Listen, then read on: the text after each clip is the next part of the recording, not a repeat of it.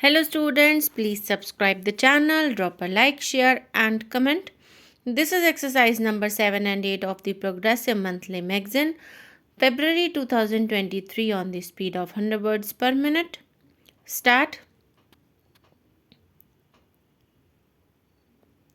Sir, the emphasis is on the public sector, which the Prime Minister described as a core of the industrial sector as well as of the plan. It was said that the public sector was being decried. The budget speech and the policies formulated establish that the public sector is the commanding height of the economy for us.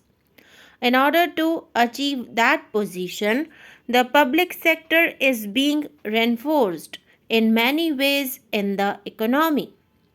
In first 3 years of the 7th plan, a record 63% of the total 7th plan outlay in real terms has been provided. If you compare with the earlier 6th plan, it was 45%.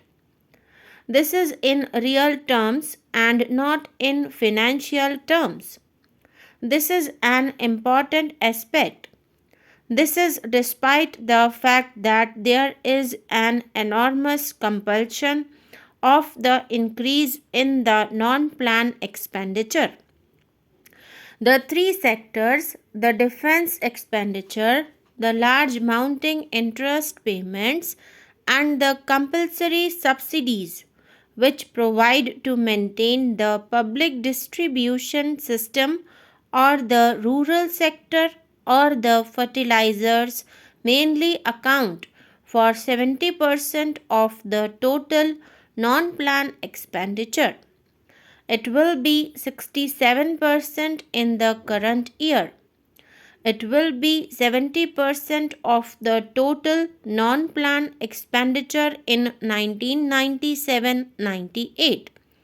Therefore, despite all these mounting figures, the credit goes to the sound policies of good management, fiscal management of the government, that they have been able to maintain a moment of the outlay in the public sector to 63%, which is a record at all times.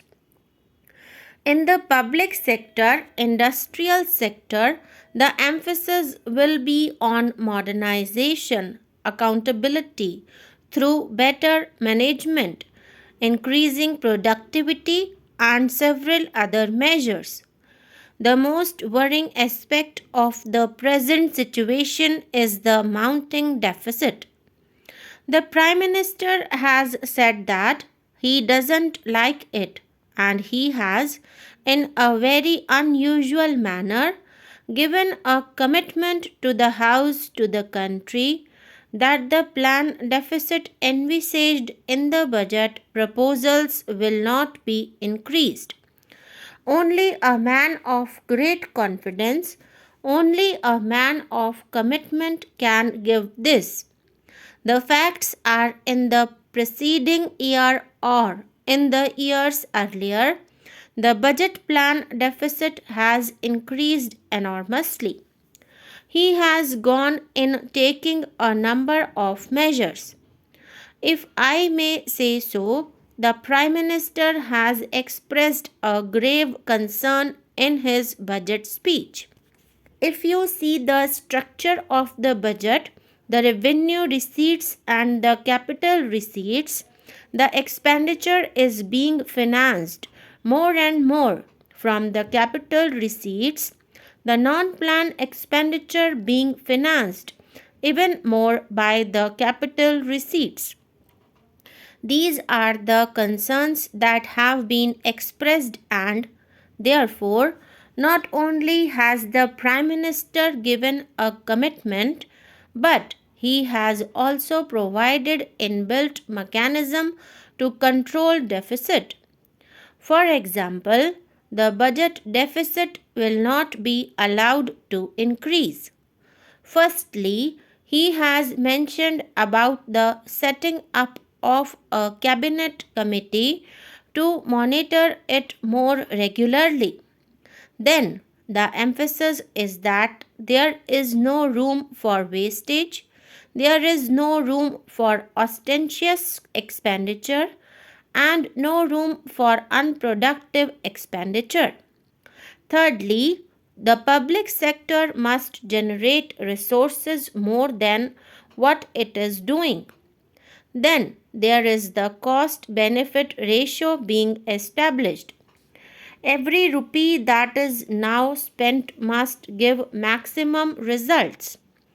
Financial outlays must match the achievement of physical targets. Marrying of the financial outlays and the achievement of the physical targets is a very important phenomenon, and I commend the government for giving emphasis to this and making inbuilt arrangements, inbuilt mechanism to achieve this. Another important factor is the cost of delivery programs. We are going to spend a large amount, rupees 2000 crores, on the anti poverty program, which is a very important program. But there have been reports from the implementation ministry or the implementation machinery that the program is not being implemented in the manner it should have been and not producing the desired results. It is therefore very important that the cost of delivery of these programs is reduced and we are able to produce better results and we are able to achieve our ultimate aim. In the present situation, we are having such a large phenomenal expenditure, astronomical public expenditure, and in order to have a control over expenditure, it is necessary to create a situation in which the entire financing of the scheme becomes non inflationary. It is very important to control the expenditure. It is also important to see that for every rupee spent, we are able to produce maximum benefit. Another innovation has been the introduction of quarterly budgeting. There is a zero based budget, and the entire policy of subsidy that is being given to that it must reduce overheads.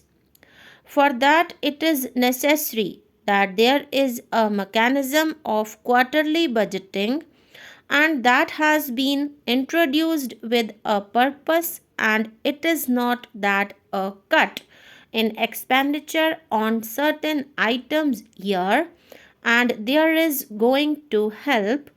What is going to help is something else.